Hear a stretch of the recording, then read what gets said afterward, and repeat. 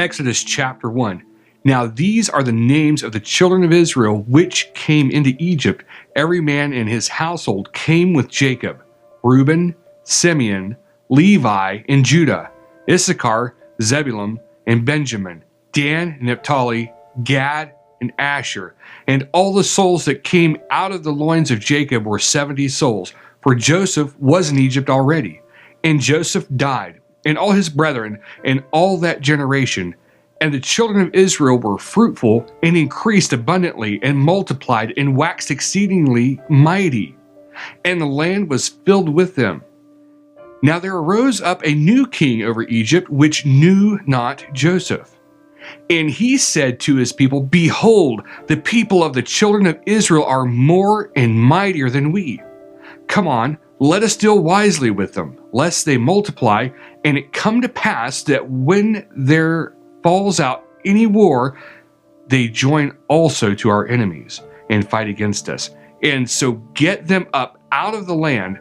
Therefore they did set over them taskmasters to afflict them with their burdens. And they built for Pharaoh treasure cities, Pithom and Ramses. But the more they afflicted them, the more they multiplied and grew, and they were grieved because of the children of Israel.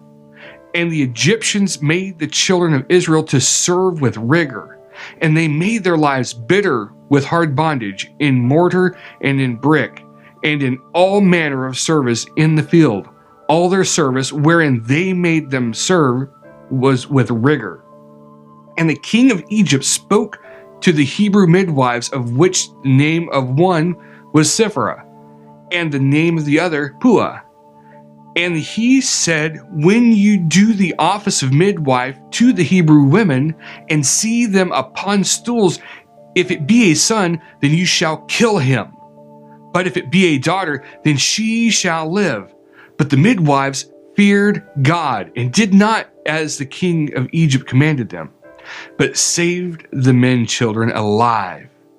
And the king of Egypt called for the midwives, and said to them, Why have you done this thing, and have saved the men children alive?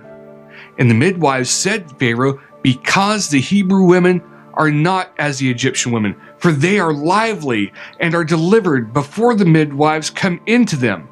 Therefore God dealt with them, with the midwives, and the people multiplied and waxed very mighty. And it came to pass, because the midwives feared God, that he made them houses. And Pharaoh charged all his people, saying, Every son that is born you shall cast into the river, and every daughter you shall save alive.